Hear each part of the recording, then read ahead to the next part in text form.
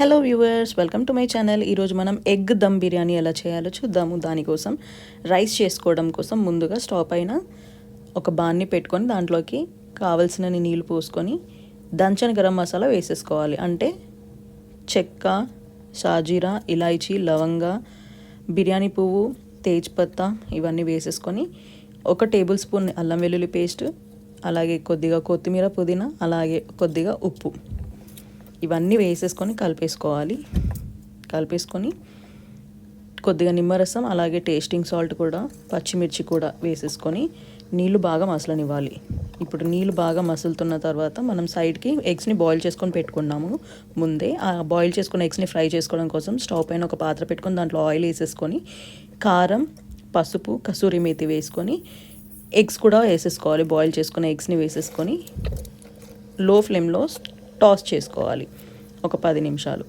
ఇప్పుడు మనకి నీళ్ళు బాగా మరిగిపోయినాయి. ఇప్పుడు దీంట్లోకి మనం బియ్యాన్ని వేసేసుకోవాలి. బియ్యాన్ని ముందే కడిగి పెట్టేసుకున్నాను నేను. ఆ బియ్యాన్ని దీంట్లో వేసేసుకొని అది మసలనివ్వాలి. ఇప్పుడు మనం బిర్యానీ కోసం మసాలా రెడీ చేయడం కోసం ఆనియన్స్ని సన్నగా కట్ చేసుకొని వాటిని ఒక స్టవ్ పైన ఒక పాత్ర పెట్టుకొని దాంట్లో నూనె వేడి చేసుకొని, నూనె వేడయ్యాక ఉల్లిగడ్డలు వేసేసుకొని కొద్దిగా దంచని గరం మసాలాను కూడా వేసేసుకొని వీటిని మొత్తం బ్రౌన్ కలర్ ఆనియన్స్ లాగా మారేలాగా మనం దాన్ని ఫ్రై చేసుకోవాలి. ఇప్పుడు రైస్ ఏదైతే వేసుకున్నామో మనం అది రైస్ రెడీ అయిపోయింది, 80% కుక్ అయిపోయింది. సో దాన్ని తీసుకొని వేరే పాత్రలోకి షిఫ్ట్ చేసుకోవాలి. ఇప్పుడు నెక్స్ట్ ఈ ఫ్రైడ్ ఆనియన్స్లోకి కొద్దిగా పచ్చిమిర్చి, అలాగే కొత్తిమీర, పుదీనా వేసేసుకొని 1 టేబుల్ స్పూను అల్లం వెల్లుల్లి పేస్ట్ కూడా వేసేసుకోవాలి. తర్వాత టమాటో ప్యూరీ వేసుకోవాలి. టమాటో ప్యూరీలోకి నేను ఒక పచ్చిమిర్చిని వేసుకున్నాను. సో వేసేసుకొని ఉప్పు, కారం, పసుపు, ధనియా పౌడర్, అలాగే కొద్దిగా గరం మసాలా అవి కూడా వేసుకొని కలిపేసుకోవాలి.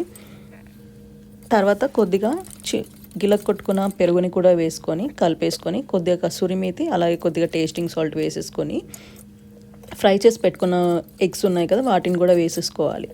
ఇప్పుడు ఒక 5 నిమిషాలు అయిన తర్వాత మనం ఏదైతే రైస్ రెడీ చేసుకొని పెట్టుకున్నామో అది వేసేసుకొని లేయర్ లాగా దానిపై నుంచి కొత్తిమీర, పుదీనా గార్నిషింగ్ లాగా వేసేసుకొని కొద్దిగా ఫుడ్ కలర్, అంటే నేను ఒక 1 to 2 టేబుల్ స్పూన్స్ ఫుడ్ కలర్ని వేసేసుకొని, ఫుడ్ కలర్ డైరెక్ట్గా వేసుకోవచ్చు, లేదంటే వాటర్లో అయినా కలిపి వేసేసుకోవచ్చు. వేసేసుకున్న తర్వాత ఒక 1 టేబుల్ స్పూన్ నెయ్యిని కూడా పైన వేసుకుంటే చాలా టేస్టీగా అవుతుంది బిర్యానీ. ఇప్పుడు ఇవన్నీ వేసేసుకొని దమ్ ఒక 10 నుంచి 15 నిమిషాలు లో ఫ్లేమ్లో దమ్ చేసుకుంటే ఎగ్ బిర్యానీ రెడీ అయిపోతుంది. అంతేనండి, ఎంతో రుచికరమైన ఎగ్ బిర్యానీ చూసేసాం కదా. ఇప్పుడు కనుక మనకి ఈ వీడియో నచ్చినట్టయితే please do like, share and subscribe.